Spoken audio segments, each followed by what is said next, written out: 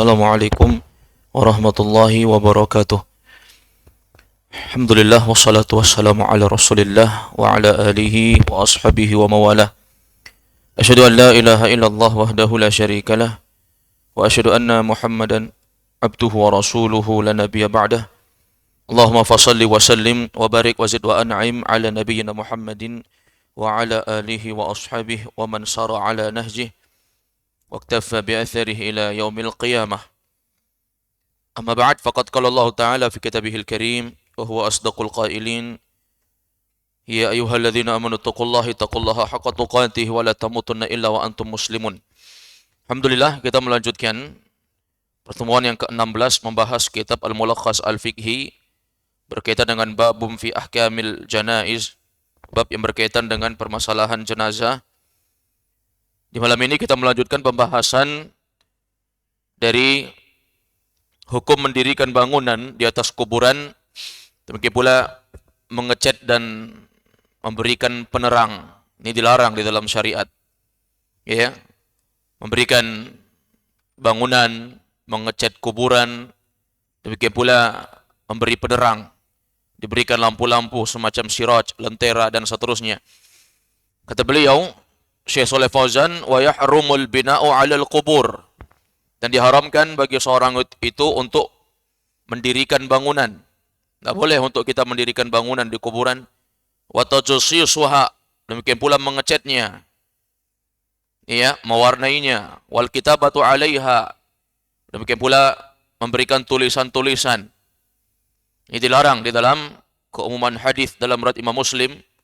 Kata Jabir bin Abdullah, naha Rasulullah SAW ayyujassasal qabri, ayyujassasal qabru. Nabi SAW melarang kita untuk mengecat kuburan. Dilarang untuk mentajassis, ya, mengecat kuburan. Wa ayyuqa'ada alaih, Nabi melarang kita untuk duduk di atas kuburan. Wa ayyubna alaih, Nabi melarang kita untuk membangun kuburan. Demikian pula di dalam hadis Jabir yang lain, naha Rasulullah SAW, Nabi melarang kita antujassasal kubur, untuk mengecat kuburan, wa ayyuktaba alaih, menulisnya, wa antuta'a, demikian pula menginjak-injak kuburan. Ini tidak diperbolehkan. Kenapa? Li'anna hadha min wasail syirik. Karena memang membangun kuburan, mengecat kuburan, mewarnai kuburan, ini termasuk dari bentuk menjadikan sarana yang mengantar kepada kesyirikan. Kenapa ada orang yang menyembah kubur? Karena kuburannya diistimewakan, dibangun, dicat, ditulis-tulisi, dan seterusnya. Baik. Wa ta'alluqi bil adrihah, demikian pula ini ada ketergantungan terhadap kuburan. Ini menunjukkan ada ketergantungan terhadap kuburan, sehingga tidak boleh hal-hal yang seperti ini. Lianal juhal, karena orang yang tidak tahu, idza ra'au al-bina, apabila mereka melihat ada suatu bangunan, wa zaghrafah 'alal qubur, demikian pula ada perhiasan-perhiasan di dalam kuburan, ta'allaqu bihi, maka mereka akan menggantungkan hati mereka kepada kuburan tersebut. Jadi ini semuanya sarana. Wa yahrumu israjul qubur, demikian pula diharamkan untuk memberikan penerangan, memberikan lampu-lampu di dalam kuburan. Ini tidak diperbolehkan. Ai idha'atuha bi anwar, yaitu dengan memberikan cahaya, meneranginya dengan cahaya kahrubaiyah wa ghairiha, apakah dengan cahaya listrik atau yang selainnya. Mungkin dia menggunakan lampu-lampu yang bersambung dengan listrik, menyinari. Wa yahrumu ittikhadul masajidi 'alaiha, haram hukumnya menjadikan kuburan itu sebagai masjid. Maka nggak boleh menjadikan kuburan dalam rumah. Rumah dijadikan kuburan, nggak boleh. Kenapa? Di rumah itu kadang kita sholat. Ya. Adapun Nabi dikubur di rumahnya, itu adalah sesuatu yang memang ketika Nabi dikubur di rumahnya, Aisyah tidak lagi tinggal di situ. Aisyah pulang ke rumah orang tuanya. Dia tidak lagi tinggal di kuburan, karena rumah mereka, rumah Aisyah dan rumah Nabi sudah menjadi kuburan Nabi. Kemudian kata beliau, ai bibina'il masajidi 'alaiha, yaitu dengan membangun masjid di atas kuburan. Tidak boleh rumah diisi kuburan atau kuburan dibuat rumah, tidak boleh. Wa sholata indaha, demikian pula salat menghadap kuburan, au ilaiha, atau kepada kuburan, tidak boleh. Salat menghadap kuburan. Dan ini dibahas oleh para ulama berkaitan haramnya untuk seorang itu salat di masjid-masjid yang di sekitar area masjid itu ada kuburan. Hendaknya dihindari. Walaupun terkadang kuburan itu sudah ditembok, artinya masjid itu tidak menampakkan kuburan kecuali kalau kita keluar masjid. Sebagai ulama masih memberikan keringanan. Kalau misalnya di dalam masjid itu tidak nampak kuburan, kalau sudah ditembok, tertutup dengan tembok, tidak apa-apa. Tapi yang lebih baiknya, tinggalkan. Cari masjid yang ada kuburan lebih aman. Nabi SAW bersabda, la tusallu ilal kubur. Janganlah kalian sholat menghadap ke kuburan. Ini nggak boleh. Kenapa? Ada bentuk pengagungan. Memang sekarang tidak, tapi nanti ujung-ujungnya akan muncul. Dan bayangkan, betapa banyak orang yang membuat masjid, yang di sekitar masjid itu ada kuburan, ujung-ujungnya mereka mengagungkan kubur. Wa tahrumu ziyaratun nisa'i lil kubur, dan haram hukumnya bagi wanita untuk ziarah kubur. Ini sudah berlalu hadisnya. Ya, wanita enggak ziarah kubur. Yang ziarah kubur itu laki-laki. Liqaulihi sallallahu alaihi wasallam, karena Nabi bersabda, ini larangannya. Hadis yang diriwayatkan oleh Imam Ahlus Sunan. Ya, Abu Dawud, Imam Tirmidzi, Nasa'i, Imam Ahmad, Imam Al-Hakim. Apa hadisnya? Nabi SAW bersabda, kata Nabi, la'anallahu zawaratil kubur. Allah melaknat orang-orang yang mereka dari karangan para wanita yang berziarah kubur. Zawarat, yakni zairat, yaitu para wanita yang berziarah kubur. Tidak boleh. Allah melaknat mereka. Wal muttakhidina 'alaihal masajid. Demikian pula orang yang menjadikan kuburan itu jadi masjid. Was-suraj. Demikian pula was-suruja. Orang yang menjadikan kuburan itu memakaikan lentera-lentera lampu. Ini enggak boleh. Wa fi sahih, dalam Sahih Bukhari, Sahih Muslim juga disebutkan, la'anallahu al-yahuda wan nasara. Allah melaknat Yahudi dan Nasrani. Kenapa? Ittakhadhu qubur anbiya'ihim masajida. Mereka menjadikan kuburan nabi mereka menjadi masjid. Ini enggak boleh ya. Kuburan jangan diagungkan. Wa li'anna ta'dhimal qubur, dan karena mengagungkan kuburan itu, bil bina'i 'alaiha, dengan membangun di atasnya, wa nahwihi, dan selainnya, huwa aslu syirkil alam. Ini adalah kesyirikan yang banyak terjadi di alam semesta ini, pengagungan terhadap kuburan. Ya. Wa tahrumu ihanatul qubur bil masyi 'alaiha wa wad'iha bin ni'al wal juluz 'alaiha. Demikian pula diharamkan untuk menghinakan kuburan dengan jalan di atasnya, menginjak-injaknya dengan sandal. Demikian pula al-julus 'alaiha, duduk di atas kuburan. Wa ja'aliha mujtama'an lil muqamat. Demikian pula menjadikan kuburan sebagai lokasi, ya, mujtama'an lil qummamat, menjadikan kuburan sebagai tempat pembuangan sampah. Ya, mujtama' lil qummamat, jadi tempat pembuangan sampah. Au irsalil miyahi 'alaiha.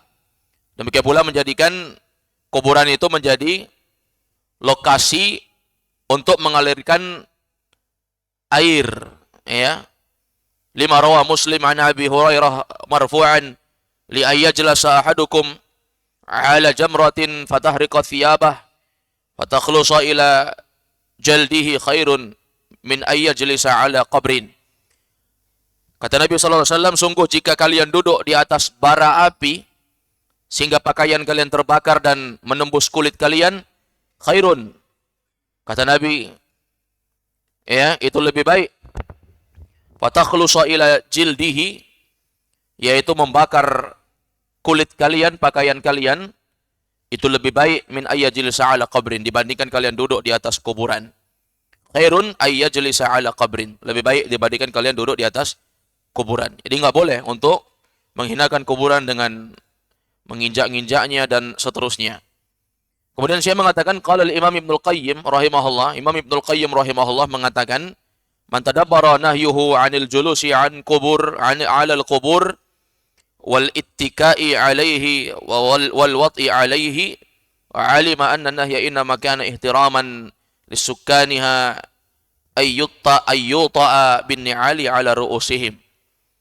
Kata Imam Ibnul Qayyim rahimahullah, siapa saja yang mentadabburi larangan dari larangan Nabi terkait dengan haramnya duduk di atas kuburan, demikian pula haram bersender di atas kuburan, kalau kuburannya itu dibangun, lalu kita menyandarkan badan kita, demikian pula menginjak-injak kuburan. Siapa yang mentadabburi larangan ini, alima, maka dia akan tahu anna nahya, bahwa larangan di sini innama kana ihtiraman. Ini semua bermakna pengharaman, ya. Larangan ini semata-mata sebagai sesuatu yang diharamkan karena bentuk penghormatan lisukaniha, bagi penghuni kubur itu. Jadi nggak boleh karena menghormati, kita menghormati, tidak duduk di atasnya walaupun dia sudah mati. Wa ayyuta'a bin ni'al ala ru'usihim. Demikian pula kalau kita menginjaknya dengan sandal. Makanya kalau masuk dalam kubur, kita dianjurkan untuk menginjak, tidak menginjak dengan sandal, kita buka sandal kita. Tapi ingat, kalau kondisi kuburan tidak memungkinkan untuk membuka sandal, maka kita memakai sandal kita. Kemudian kata beliau, sabi'an ahkamut ta'ziyah wa ziyaratil kubur. Yang terakhir pembahasan berkaitan dengan ta'ziyah. Ta'ziyah dan ziarah kubur. Ta'ziyah ini pembahasan terakhir dalam penyelenggaraan jenazah. Ta'ziyah itu artinya menghibur keluarga yang ditinggalkan. Adapun ziarah kubur ini berkaitan dengan si mayit. Kita datang untuk berziarah kubur. Wa tusannu ta'ziyah al-musab bil mayyit, disunahkan untuk melakukan ta'ziyah, menghibur orang yang ditimpa musibah dengan kemalangan, dengan adanya kematian. Wa hadzuhu 'ala sabri wa du'a lil mayyit, dan hendaknya kita sebagai orang yang mendapati ada orang dari keluarga kita yang kemalangan, maka hendaknya kita memotivasi mereka untuk sabar, berbanyak doakan si mayit, jangan digibahi lagi karena dia sudah meninggal. Kata ulama, menggibahi orang yang mereka masih hidup itu lebih mending dibandingkan menggibahi orang yang sudah mati. Karena kalau dia masih hidup, kita bisa meminta maaf kepadanya, kita menjumpainya, meminta ridhanya. Tapi kalau orang yang sudah meninggal, bagaimana caranya kita untuk meminta maaf, ridha kepada orang yang sudah meninggal yang kita gibahi? Lima rawa Ibnu Majah, sebagaimana diriwayatkan oleh Imam Ibnu Majah, wa isnaduhu thiqat, isnadnya kuat, sanadnya kuat. An Amr ibn Hazm marfu'an, Rasulullah SAW bersabda, ma min mu'min yu'azzi akhahu bi musibatin illa kasahullahu min hulalil karamati yaumal qiyamah. Kata Nabi SAW, tidaklah seorang mukmin mentakziah, yaitu menghibur saudaranya yang sedang kena musibah kemalangan, kecuali Allah akan mengenakan pakaian kepadanya dari pakaian-pakaian jubah kemuliaan pada hari kiamat. Ini balasan untuk orang takziah. Orang yang takziah menghibur saudaranya yang kemalangan, mungkin keluarganya yang dia cinta meninggal dunia. Demikian pula dia datang untuk mendoakan si mayit dengan pengampunan. Tidaklah dia melakukan itu, kata Nabi, illa kasahullah, kecuali Allah akan pakaikan dia pakaian min hulalil karamah, dari jubah-jubah, pakaian-pakaian yang istimewa, yang mulia, yaumal qiyamah, pada hari kiamat. Wa waradat bima'nahu ahadits, banyak hadis yang semakna dengan ini. Walafdu ta'ziyah ayyaqul, adapun kalau kita bertakziah, hendaknya kita mengucapkan a'zamallahu ajrak. Ini doanya, doa ketika kita datang bertakziah ke rumah orang yang kemalangan. A'zamallahu ajrak wa ahsana aza'ak wa ghafara limayyitik. Ya, ini doanya. Semoga Allah memperbanyak pahalamu. A'zamallahu ajrak. Semoga Allah memperbanyak pahalamu. Sabar ya. Wa ahsana aza'ak. Wa ahsana aza'ak. Ya. Dan semoga Allah membaguskan kesabaranmu, wa ghafara limayyitik, dan semoga Allah memberikan ampunan untuk orang yang meninggal di antara kalian. Wala yanbaghil julus lil aza wal i'lanu an dzalik kama yaf'alu ba'dun nasil yaum. Kemudian kata beliau, tidak sepantasnya bagi seorang itu untuk duduk-duduk bertakziah dan mengumumkan hal-hal tersebut sebagaimana yang banyak dilakukan oleh sebagian orang.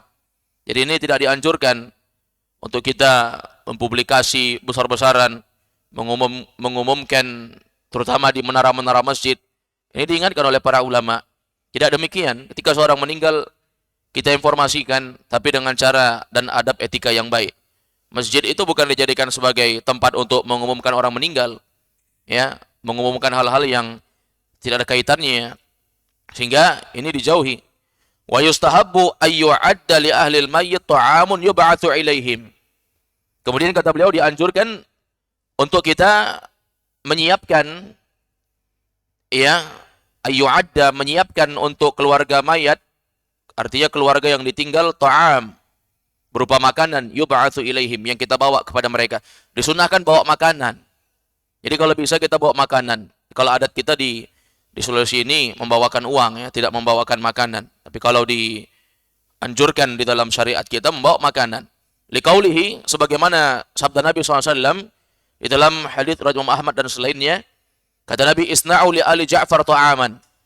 Ya, ketika sahabat Nabi Ja'far, ya, radhiyallahu anhu, ya, mereka mendapatkan musibah, maka kata Nabi, buatkan makanan untuk keluarga Ja'far. Kenapa? Kata Nabi SAW, faqad ja'ahum ma yushghiluhum. Karena telah datang kepada mereka sesuatu yang menyibukkan mereka. Orang kalau sudah kemalangan itu udah nggak pikir lagi, makan pun nggak selera, ya. Kita bawakan makanan pun belum tentu dia mau makan itu. Tapi bawakan saja makanan. Kenapa? Mungkin dia sibuk dengan itu. Tidak sempat untuk mengurusi makanan. Sementara tubuh butuh makan. Amma ma yaf'aluhu ba'dun nas al-yaum, sebagaimana adapun yang dilakukan sebagian orang pada hari-hari ini, anna ahlal mayyit yuhayyi'una makanan, sebagaimana yang kita dapati di zaman ini bahwa ahlal baiti yuhayyi'una makanan. Justru orang yang kemalangan itu yang malah membawakan makanan, menyiapkan makanan. Datang kita ke tempat orang kemalangan, justru tuan rumah yang siapkan makanan. Itu keliru. Legitima'in nasi indahum. Lalu manusia yang datang berkumpul-kumpul, makan-makan di situ, enak-enak. Padahal orang sedang kemalangan. Wa yasnauna ta'am, mereka berupaya untuk buat makanan, padahal nggak punya duit. Mereka berhutang untuk itu. Ya, biaya merawat orang sakit saja sudah mahal sampai dia meninggal. Tambah lagi dia sudah meninggal, kemudian biaya gali kuburnya, biaya beli kain kafannya, biaya menyiapkan ini dan itunya. Belum lagi mereka harus ada tuntutan untuk membuat makanan untuk orang-orang yang datang bertakziah. Harusnya kita yang datang bawa makanan.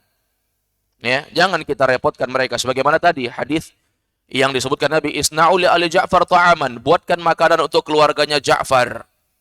Ya, kenapa? Faqad ja'ahum ma yasghaluhum. Sungguh telah datang kepada mereka sesuatu yang menyibukkan mereka.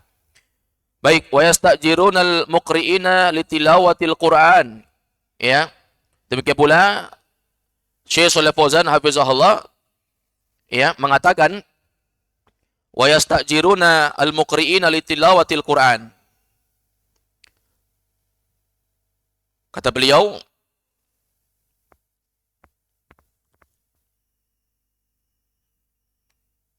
sebagian orang yang ada di zaman ini, yastajirun, mereka bahkan memanggil orang-orang yang bisa membacakan ayat Al-Quran.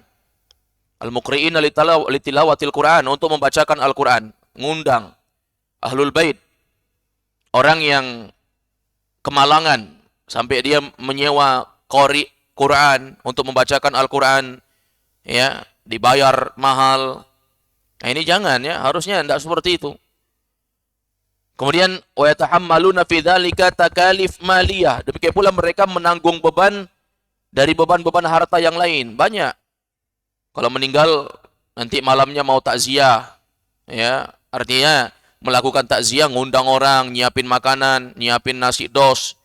Nasi dos pun dimakan berkali-kali, ada yang dimakan di situ pulang dibungkus lagi. Ya kan? Belum lagi nyewa ustadznya, bayar mahal. Ada ustadz pasang tarif. Kalau saya takziah minimal 2 juta amplopnya.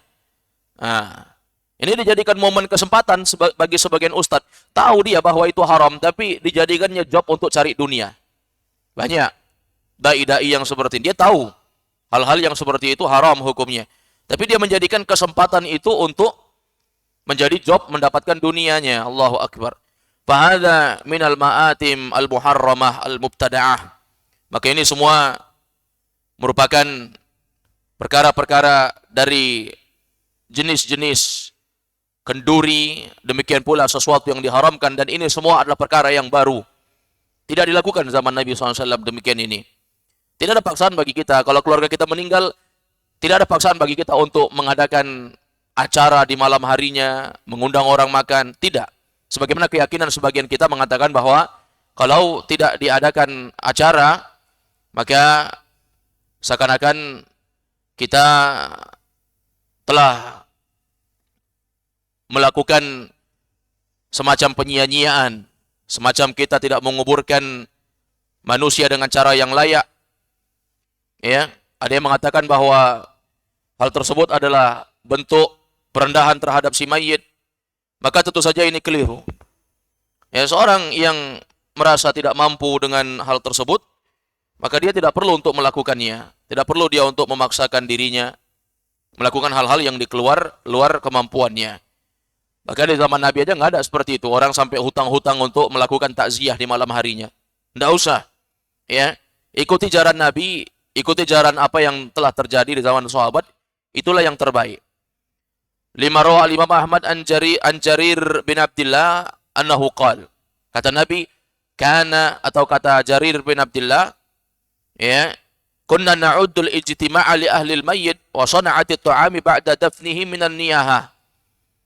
Kata beliau, dulu kami di zaman Nabi, kami menghitung kumpul-kumpul di keluarga mayat untuk dibuatkan makanan spesial. Setelah dikuburkan mayat itu, lalu dibikinkan acara, ngundang orang makan-makan. Para sahabat menghitungnya itu minan niyaha, termasuk dari niyaha. Termasuk dari bentuk meratap. Ya, nggak boleh. Wa isnaduhu thiqat. Ini hadis masyhur ya. Qala Syekhul Islam Ibnu Taimiyah, demikian pula Ibnu Taimiyah rahimahullah berkata. Syekhul Islam Ibnu Taimiyah dalam Majmu' Fatawa. Kata Ibnu Taimiyah rahimahullah, jam'u ahlil musibah an-nasa ala ta'amihim. Ya. Kata Ibnu Taimiyah rahimahullah, kebiasaan keluarga yang mendapatkan musibah zaman sekarang, ada keluarga yang mendapatkan musibah kematian, mereka mengumpulkan orang-orang sebanyak-banyaknya. Untuk apa? Liyaqra'u, untuk mereka mengaji semuanya, baca Quran. Wa yuhdu lahu, memberikan hadiah pahala. Laisa ma'rufan inda salaf. Kata Ibnu Taimiyah, ini enggak dikenal di kalangan ulama-ulama zaman dahulu. Ini akhir zaman aja kayak begini.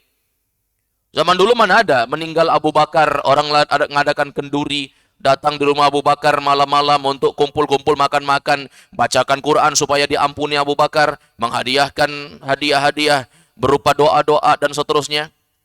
Nggak ada yang kayak begini, nggak dikenal ini. Demikian pula ketika Umar bin Khattab meninggal, Ali bin Abi Thalib, Utsman bin Affan meninggal, nggak ada.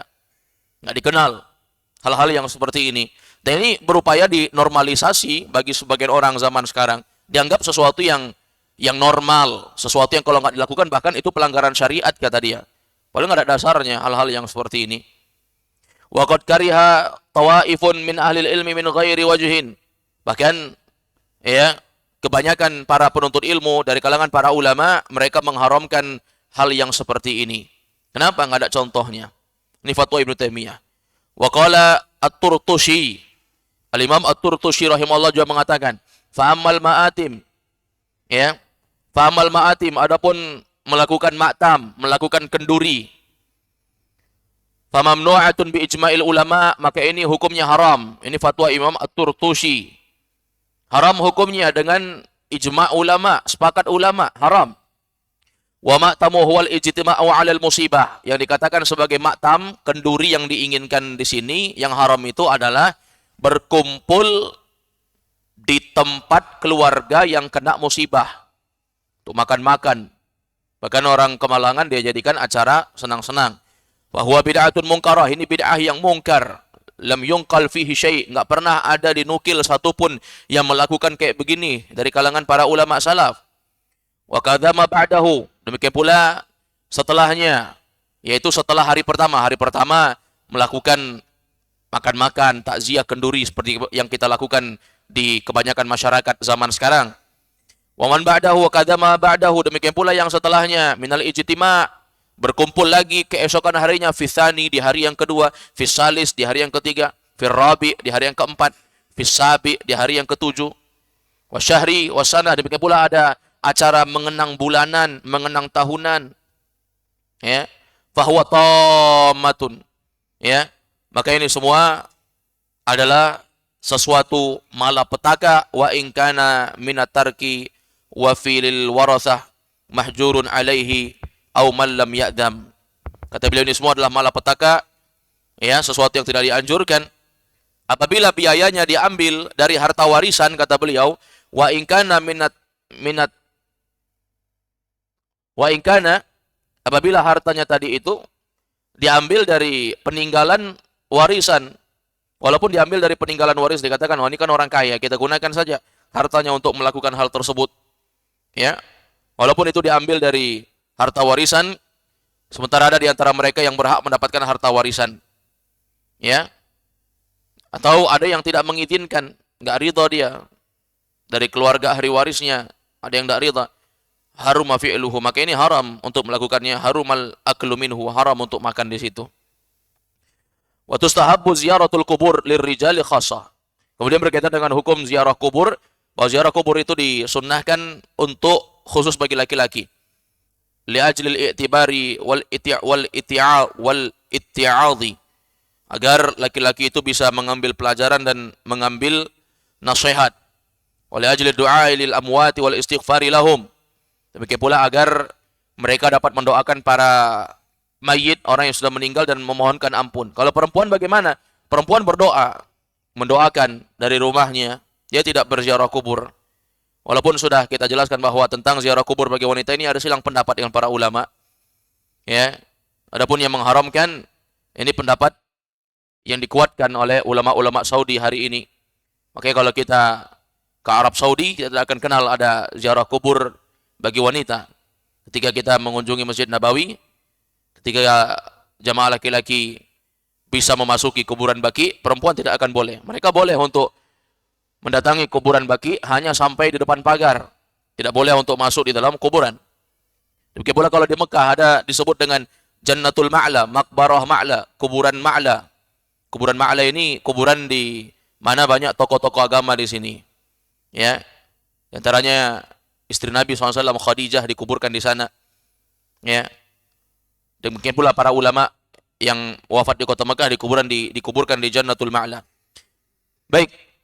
Kuntu nahaitukum an ziyaratil kubur. Kata Nabi SAW, dulu aku pernah melarang kalian untuk ziarah kubur. Ala falzuruha. Kalau sekarang silakan ziarah kubur. Fa innaha tudzakirukumul akhir.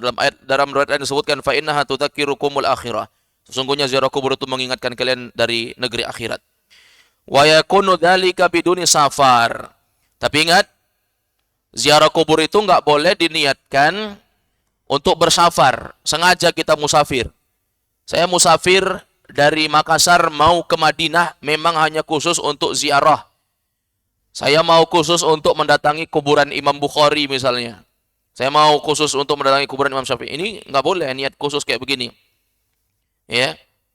Fa ziyaratul kubur tustahabbu bi thalathati syurut. Ziarah kubur itu dianjurkan ketika memenuhi 3 syarat. Yang pertama, ayyakun zair minar rijal la nisa. Syarat pertama kalau ziarah kubur, yang ziarah kubur itu laki-laki, bukan perempuan. Kenapa? Karena Nabi SAW bersabda, la'anallahu zawwaratil kubur. Allah melaknat orang-orang dari kalangan para wanita yang ziarah kubur. Syarat pertama yang ziarah laki-laki. Yang kedua kata beliau, wa antakuna biduni safar. Syaratnya enggak boleh bermusafir. Jadi jarak, kalau kita mau ziarah kubur, jangan niat dari rumah mau ziarah kubur menempuh jarak safar. Nggak boleh itu. Kalau misalnya rumah kita di Makassar, orang tua kita rumahnya di Kabupaten Bulukumba misalnya, itu sudah jarak safar. Nah, kita datang ke sana mengunjungi keluarga kita. Ya, bukan semata-mata hanya untuk ziarah kubur. Ziarah kubur itu niat yang lain.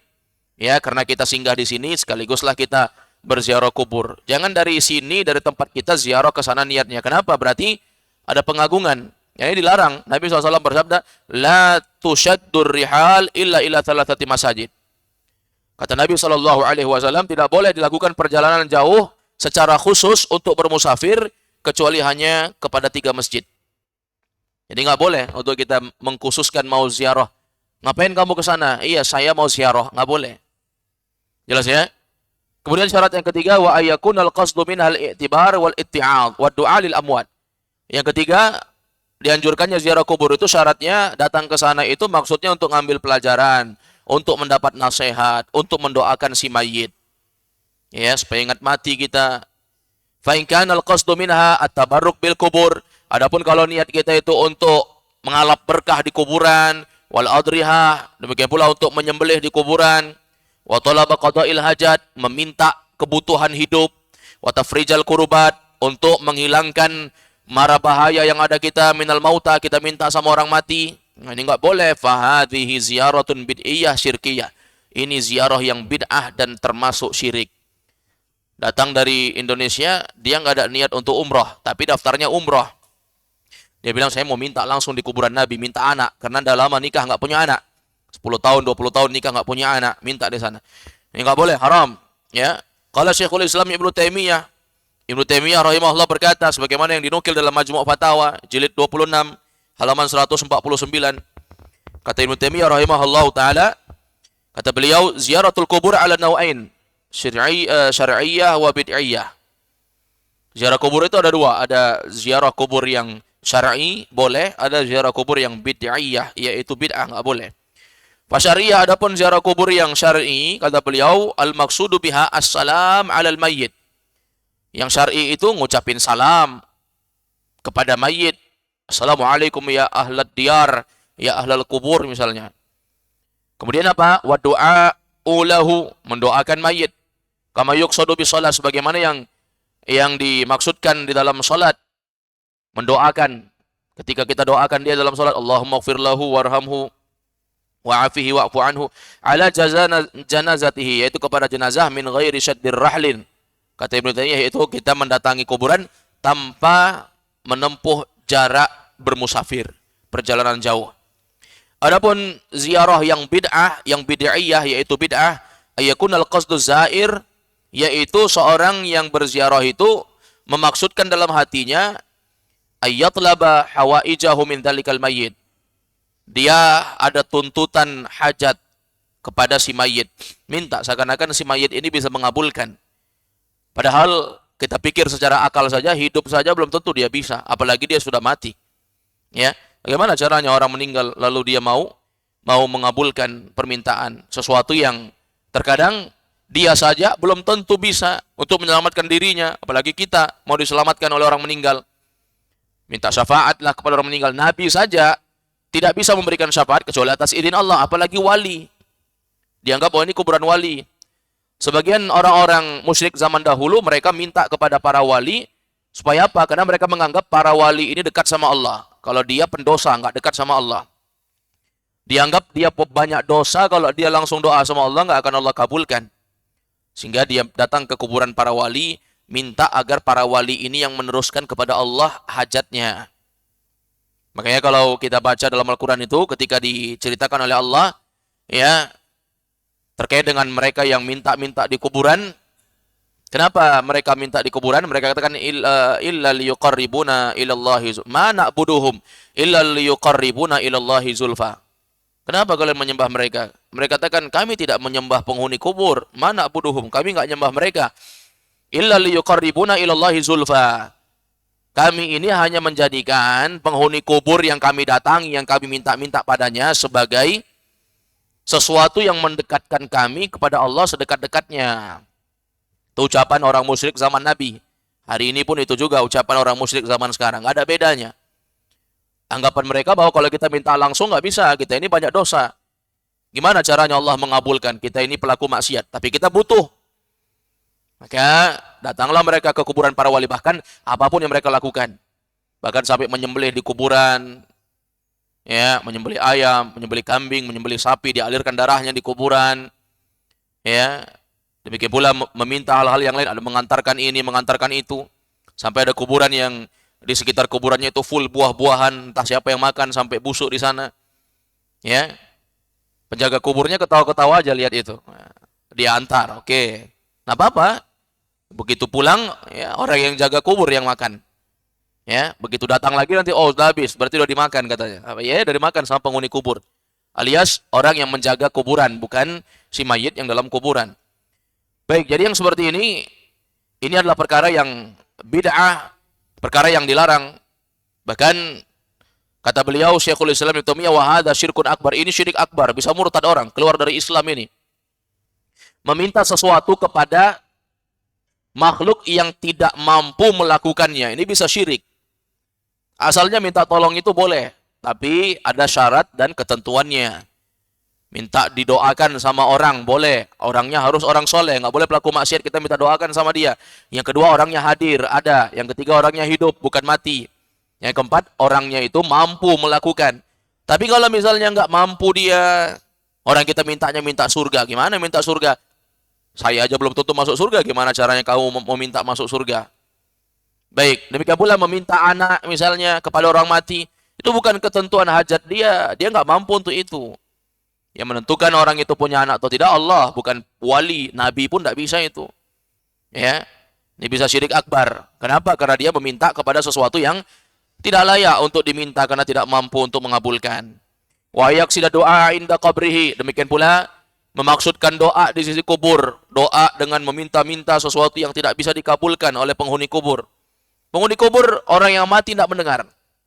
Ya, Syekh Muhammad bin Jamil Zainur rahimahullah, beliau punya kitab judulnya Khudh Aqidataka minal Kitabi was Sunnah, ambil akidahmu dari Al-Quran dan Sunnah as-sahihah yang sahih. Beliau membawakan bab khusus, ya, berupa pertanyaan. Beliau mengatakan, ya, hal yasmaul mauta, apakah orang meninggal itu dapat mendengar? Jawabannya la yasmaul mauta, orang meninggal nggak bisa mendengar. Dalam Quran dijelaskan, orang meninggal nggak bisa mendengar. Ya, wa ma anta bimusmi'in man fil qubur. Wa ma anta bimusmi'in man fil qubur. Engkau enggak bisa menjadikan orang yang sudah dikubur itu dapat meninggal, kata Allah, enggak dapat mendengar. Orang yang sudah meninggal dalam kubur dapat mendengar, enggak bisa. Jadi orang meninggal itu enggak bisa mendengar. Adapun dalil yang mengatakan bahwa orang meninggal dalam kubur mereka mendengar hentakan-hentakan sendal orang yang mengantarkannya, ini khusus saat itu saja. Selain itu enggak ada. Enggak ada dalil mengatakan mereka mendengar. Hubungan mereka dengan alam dunia sudah putus, alam mereka alam barzakh. Kita tidak ada hubungan dengan mereka karena kita beda alam, kita dunia, mereka barzakh. Mereka juga tidak ada hubungan dengan kita karena mereka alam barzakh, kita alam dunia. Barzakh itu alam baina dunia wal akhirah, antara dunia dan akhirat. Baik, adapun kalau kita doakan, maka doa anak yang soleh sampai. Doa kaum mukminin, orang mukmin mendoakan mukmin yang lain, maka itu sampai. Mendoakan guru-guru kita yang sudah meninggal. Tapi kalau minta kepada mereka, minta keselamatan dari negeri akhirat, minta diberikan kekayaan, minta diberikan rezeki, minta diberikan ini dan itu, yang itu merupakan kekhususan hanya Allah yang mampu. Ini syirik akbar, bisa murtad. Wa yaksida doa inda qabri, minta doa di sisi kuburan. Awid doa abihi, demikian pula, ya, beliau menjelaskan, ya, berdoa kepadanya. Wa hadza bid'atun munkarah, ini bid'ah yang mungkar. Wa wasilatun ila syirik, ya, ini mengantarkan kepada kesyirikan. Walaysa minas sunnatina, bukan sunnah Nabi. Nabi enggak pernah ajarkan ini. Coba cari satu pun riwayat. Apakah ada para sahabat Nabi dari 4 khalifah yang mewarisi kepemimpinan setelah Nabi, Abu Bakar, Umar, Utsman, Ali? Apakah ada di antara mereka radhiyallahu anhum yang datang di kuburan Nabi untuk ngalap berkah? Untuk cium-cium kuburan Nabi, menggosok-gosok dinding kuburan Nabi, minta-minta sesuatu kepastian surga, neraka, rizki dan seterusnya kepada Nabi? Enggak ada. Ya, padahal bersama dengan itu mereka mampu untuk itu. Wala istahabbahu ahadun minas salafil ummah wa immatiha. Demikian pula tidak ada anjuran ini dilakukan dan disunnahkan, diamalkan oleh ulama-ulama salaf dari kalangan para imam. Tidak ada. Maka beragama ini kita tinggal ngikut saja jemaah. Kita enggak disuruh buat yang baru. Beragama ini kita ikut. Apa yang dilakukan oleh Nabi, sahabat, apa yang dilakukan oleh para ulama generasi emas setelah Nabi, sahabat, sudah ikuti mereka. Karena mereka itu sebaik-baik orang untuk kita ikuti. Wallahu ta'ala a'lam. Dan Allah yang lebih tahu tentang ini. Wa sallallahu wasallam ala nabiyina Muhammad wa ala alihi wa sahbihi wasallam. Baik, selesai dalam pembahasan berkaitan dengan babun fi ahkamil janaiz. Bab yang berkaitan dengan permasalahan hukum seputar jenazah. Baik, sampai sini ada yang bertanya? Tafadhol, silakan. Silakan.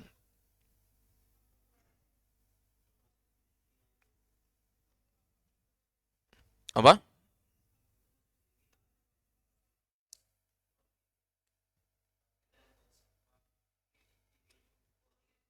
Di pinggir kuburan.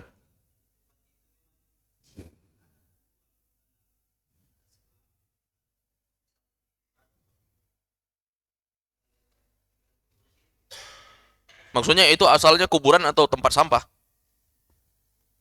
Yang mana duluan? Duluan jadi kuburan atau duluan jadi tempat sampah? Hah?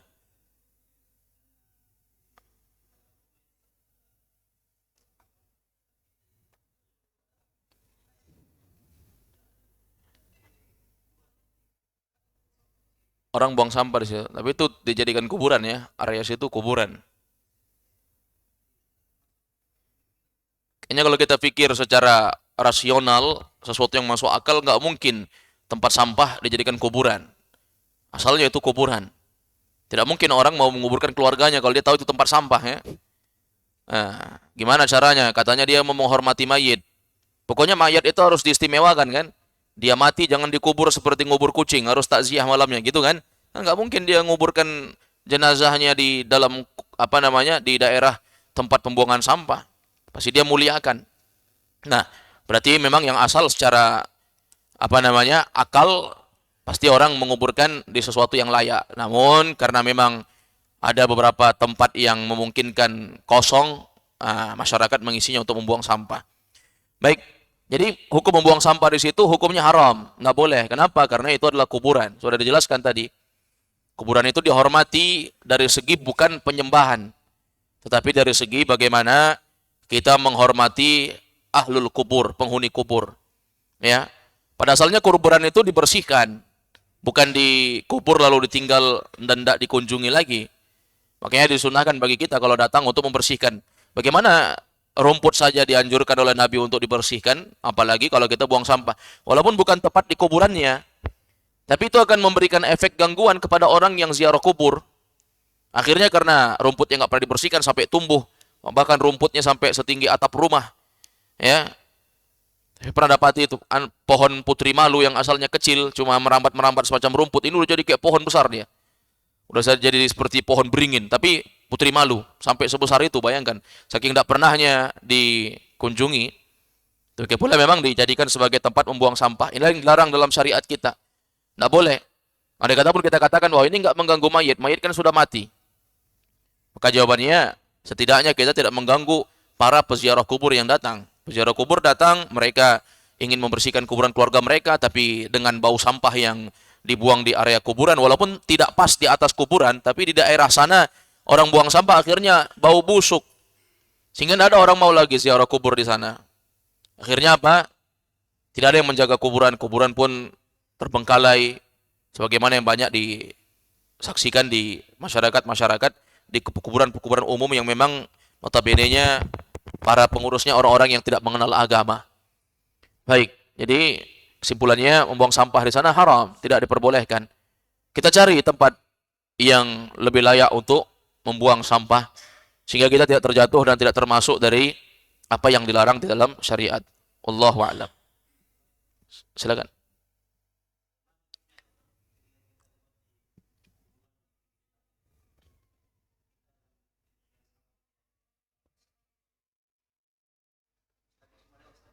Boleh. Memang dianjurkan seperti itu. Ketika kita mengucapkan Assalamualaikum ya ahlal kubur atau Assalamualaikum ya ahlad diyar, itu sebuah penghormatan terhadap penghuni kubur. Walaupun kita tidak masuk, melewati saja, walaupun kita tidak masuk, maka ucapkan salam, keselamatan terhadap mereka. Apalagi kita tahu itu adalah pekuburan kaum muslimin. Kalau itu adalah pekuburan orang-orang kafir, tidak boleh. Kita tahu ini kuburan Nasrani, kuburan Majusi, kuburan Yahudi, ini kuburan Cina yang tidak beragama Islam. Tidak boleh kita lewat Assalamualaikum. Karena Assalamualaikum itu bukan sekedar tahiyah, bukan sekedar penghormatan, tapi itu adalah doa. Kita ngucapin salam itu bukan sekedar bertegur sapa. Jadi makna Assalamualaikum itu bukan maknanya ya selamat pagi. Ada yang dikatakan apa artinya Assalamualaikum Pak? Selamat pagi. Apa kabar kata dia. Assalamualaikum itu bukan sekedar semacam tahiyah penghormatan. Tapi itu tahiyatul muslimin bermakna doa. Itu penghormatan kaum muslimin maknanya doa. Assalamualaikum itu artinya keselamatan untuk kalian. Warahmatullah. Dan semoga rahmat Allah tercurahkan kepada engkau. Wabarakatuhu dan berkah Allah tercurahkan. Nah boleh kita doakan ini kepada orang-orang kafir. Adapun kalau kita tahu itu kuburan orang Islam, kita lewat walaupun nggak masuk, doakan. Assalamualaikum ya ahlad diyar, minal muslimin wal mu'minin, minal muslimin wal muslimat, wa inna insyaallah bikum lahikun. Ya, dan kami juga insyaallah suatu saat akan menyusul kalian. Karena memang kita akan menyusul mereka walaupun belum tentu kita dikuburkan di kuburan yang sama. Wallahu a'lam. Silakan.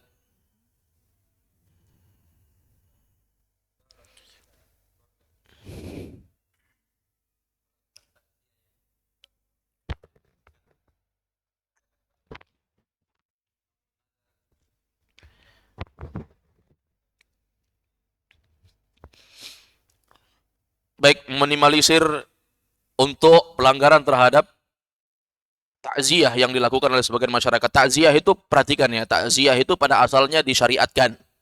Kalau ditanya apa hukum takziah, disyariatkan.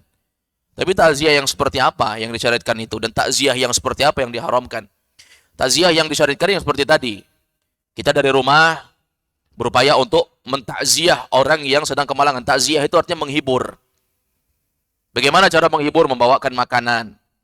Kalau adat kita membawakan uang. Ada sebagian adat, saya tidak tahu apakah adat Sumatera, Jawa, atau Sulawesi. Yang jelas, penghuni rumah menyiapkan dalam baskom beras. Nanti kalau ada yang bawa uang, uangnya disimpan di dalam beras. Ada di sini? Nggak ada. Oh, berarti nggak ada di sini. Saya lihat di Jawa atau di Sumatera. Baik. Tidak masalah yang seperti ini. Ini adat yang tidak melanggar syariat. Tidak masalah. Membawakan makanan, menghibur. Baik. Kalau yang kita lihat takziah zaman sekarang ini, itu justru memberatkan, menjadikan beban untuk keluarga yang kemalangan. Tidak sedikit kita lihat, banyak orang yang sampai hutang-hutang dia. Bisa hutang uang tak untuk mengadakan acara sebentar malam. Apa yang mau dibuat? Saya mau membuat nasi dos 1000 dos. Mau bagi-bagi kue 500 pieces misalnya.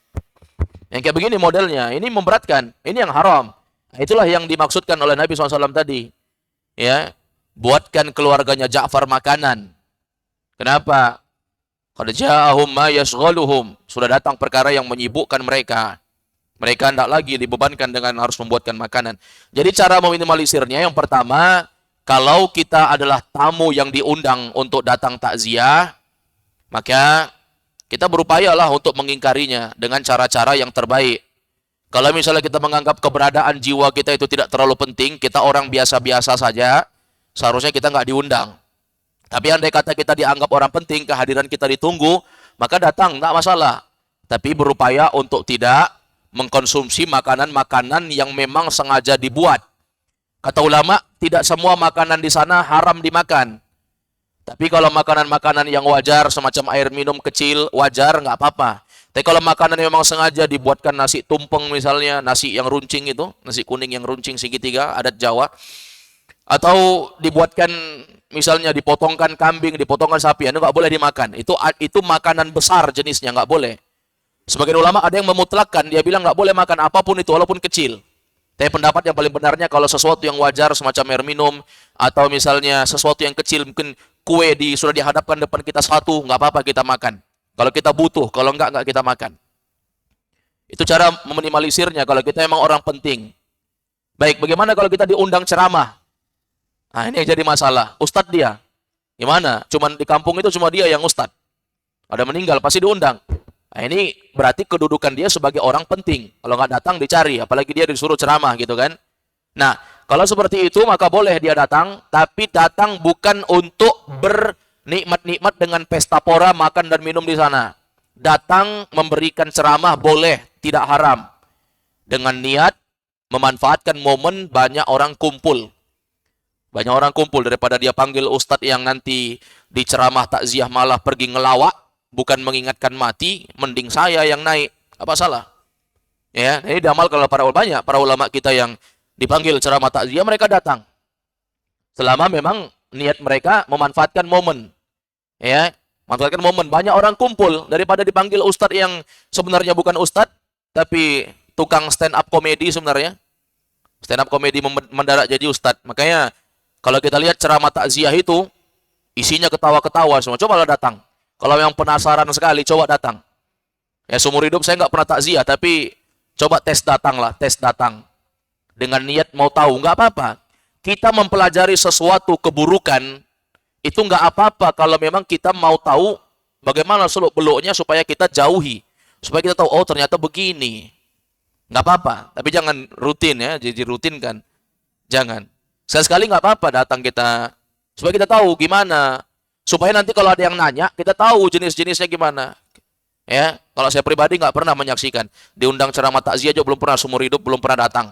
Tapi bukan berarti nggak pernah datang mengharamkan ya. Tidak diharamkan. Tetapi diperbolehkan. Para ulama mengatakan boleh selama ada maslahat besar di sana. Nggak apa-apa. Itu namanya meminimalisir Udah selesai, udah pulang kita.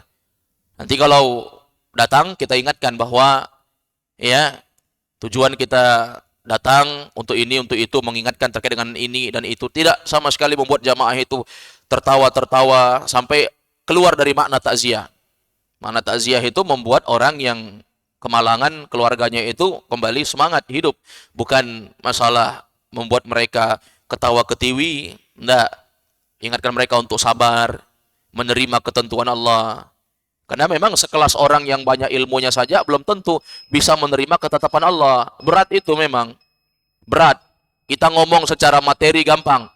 Tapi secara praktek belum tentu. Kita mengatakan bahwa orang yang meninggal itu sabar memang. Tapi kalau kita yang ditimpa, belum tentu kita bisa untuk itu. Maka minta keteguhan hati sama Allah.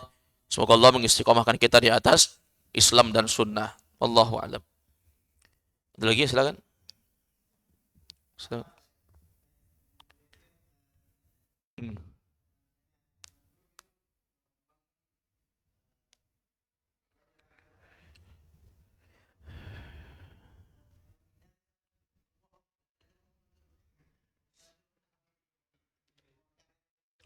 Iya baik. Mungkin pihak keluarga bergotong royong memberikan sumbangsi untuk pembangunan bangunan terhadap kuburan orang tua misalnya. Sama saudara-saudara mengumpulkan uang. Lalu kita memberikan alasan-alasan yang menunjukkan bahwa kita tidak mau ikut serta dalam masalah itu. Karena kita tahu hukumnya bahwa bertolong menolong atau membangun ya sesuatu di atas perkara yang dilarang dalam syariat sama dengan menyetujui perkara itu. Allah mengatakan dalam Al-Quran surah Al-Ma'idah, wala ta'awanu 'alal itsmi wal udwan. Janganlah kalian tolong menolong di atas dosa dan permusuhan. Kita sudah tahu membangun kuburan itu dilarang Nabi. Bahkan dilaknat dalam hadis yang kita sebut tadi. Allah melaknat orang yang membangun kuburan, mengecat kuburan. Ya, demikian pula duduk di atas kuburan, dilaknat semuanya.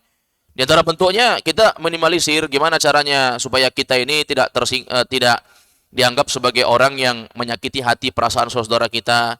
Kalau kita mampu memberikan nasihat secara lisan, sampaikan. Contohnya gini, kita anak pertama misalnya. Sementara yang mau mengajak membangun kuburan orang tua itu adik-adik kita yang notabene-nya anak baru lahir semuanya dibandingkan kita. Dari segi usia kita tinggi, dari segi ilmu kita banyak, dari segi keagamaan kita duluan dibandingkan mereka, dari segi mengenal sunnah kita lebih dahulu. Maka nasihati, kalau punya andil. Nasihati mereka. Sampaikan, ini dilarang oleh Nabi. Sehingga mereka, oh iya, asalnya kami nggak tahu, tapi kami tahu. Akhirnya nggak boleh, nggak jadi. Tapi kalau misalnya kita orang yang nggak punya andil, ya cara minimalisirnya ya dengan cara seperti itu. Cari perkara-perkara supaya kita tidak ikut serta. Ya, kenapa? Karena dalam hal itu kita dilarang untuk melakukan pertolongan terhadap aksi sesuatu dosa. Membangun kuburan tidak boleh, diharamkan dalam syariat. Baik, maka di antara hal yang kita lakukan dengan cara berbohong, misalnya kita katakan kita tidak punya uang, ini cara yang terbaik. Saat itu bohong adalah perkara yang menyelamatkan. Kenapa? Karena memang tinjau maslahat mafsadatnya. Kalau kita ikut membantu sama dengan kita menolong dan ridho dengan itu. Adapun kalau kita berbohong, bohong dalam sesuatu kondisi untuk menyelamatkan diri kita dari dosa. Ini tidak berdosa. Bohong yang saat itu adalah perkara yang memang tidak dianggap sebagai dosa, walaupun pada asalnya berbohong itu dosa. Ya. Dan ini dikenal dalam syariat. Ada beberapa kebohongan yang tidak diharamkan. Di antaranya tadi, berbohong untuk menyelamatkan diri agar tidak terjatuh dalam dosa. Maka itu ya insya Allah dimaafkan. Demikian pula bohong terhadap sesuatu perkara untuk menyenangkan pasangan. Ini juga tidak masalah. Ditanya sama istrinya, bagaimana masakanku? Oh enak, kata dia. Bagaimana garamnya? Pas. Pas. Padahal asin sekali misalnya, atau kurang garam. Dia katakan demikian. Maka tidak masalah. Ini termasuk dari isyratun nisa. Sesuatu yang dimaafkan, termasuk dari berinteraksi yang baik terhadap pasangan suami istri, antara pasangan suami istri. Nanti akan kita bahas insya Allah di pekan depan. Mulai pekan depan insya Allah kita akan mengkaji satu kitab yang berkaitan dengan isyratun nisa, berkaitan dengan permasalahan rumah tangga. Supaya kita banyak dapat nasihat dari para ulama gimana menghadapi satu solusi terhadap solusi-solusi problem rumah tangga yang nggak pernah selesai dari awal menikah sampai hampir mau meninggal. Ya kan? Nggak ada solusinya memang. Jadi kita akan bahas itu bagaimana kita mengkaji dan mengembalikan seluruh urusan-urusan tersebut dengan perspektif Quran dan Sunnah. Bagaimana agama membimbing kita untuk membimbing rumah tangga kita. Allahu a'lam. Ada lagi? Silakan.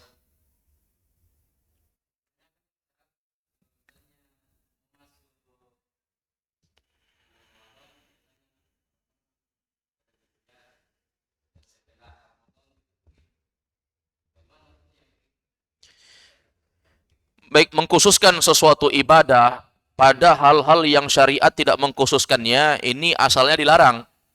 Semacam misalnya kita mengkhususkan melakukan ziarah kubur di waktu-waktu tertentu dan kita anggap hanya di waktu itu saja yang disyariatkan, selainnya tidak. Ini hukumnya haram, berarti dia telah membuat syariat yang Allah tidak mensyariatkan. Bukan haram karena ziarah kuburnya itu disyariatkan. Haramnya itu dari segi dia mengkhususkan waktu tertentu yang Allah tidak mengkhususkannya, Nabi nggak mengkhususkannya.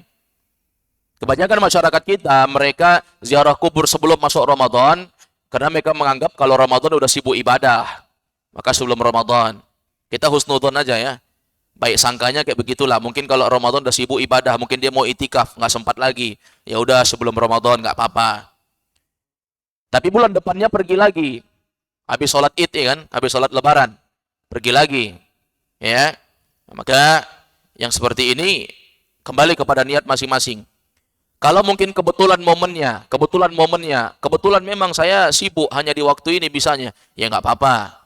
Tapi kalau dia punya niatan bahwa ini waktu khusus, memang inilah syariat kita, yaitu sebelum Ramadan dan habis sholat Id. Nah, kalau ini kita katakan mana dalilnya kalau engkau mengkhususkan itu, nggak ada dalilnya. Sehingga nggak boleh kita mengkhususkan itu. Dan ini berlaku pada semua ibadah. Misalnya contoh, saya ngaji surat Yasin setiap malam Jumat. Atau saya membaca surah Al-Waqiah setiap malam. Dengan anggapan ini dan itu. Mana dalilnya? Bukan dikatakan, oh ini bahaya juga ini.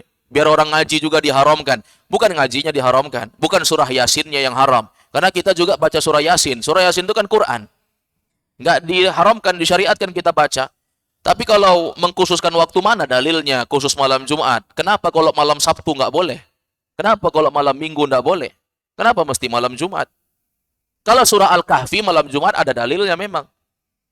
Tapi kalau Yasin mana? Mana dalil? Cari sampai kiamat nada. Pernah nggak Nabi baca itu khususkan malam Jumat? Nggak ada. Sahabat Abu Bakar, Umar mengkhususkan, nggak ada. Tapi kalau Al-Kahfi itu memang berjalan. Para sahabat melakukan itu. Setiap malam Jumat atau di hari Jumat. Itu ada dalilnya.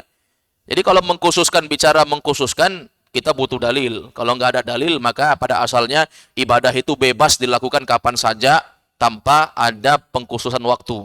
Ziarah kubur itu bebas, mau tiap hari pun boleh. Mau setiap saat, kalau dia sempatnya sepekan sekali, sebulan sekali, ya, setahun sekali, kalau memang tidak betul-betul tidak sempat setahun sekali. Tapi waktunya nggak dikhususkan waktu-waktu tertentu, silahkan lakukan saja. Ya, kalau dia mengatakan, oh saya datangnya itu nanti habis Lebaran Ustadz. Kenapa? Karena biasanya kalau habis Lebaran kuburan itu sudah bersih. Nah, nggak apa-apa kalau begitu. Berarti niat dia bukan ada kekhususan tertentu, tapi dia katakan bahwa memang penjaga-penjaga kuburan itu mereka membersihkan kalau sudah mau dekat Lebaran. Dia katakan, oh kalau sekarang datang kuburan kayak hutan. Nggak bisa masuk kita. Tapi kalau misalnya kuburannya itu nanti kita datangnya habis Lebaran, biasanya penjaga kubur itu sudah membersihkan. Ya, maka kalau kayak begini nggak apa-apa dia datang setelah itu. Wallahu a'lam. Bisa lagi? Baik, kalau tidak ada cukup sampai di sini. Semoga bermanfaat. Assalamualaikum warahmatullahi wabarakatuh.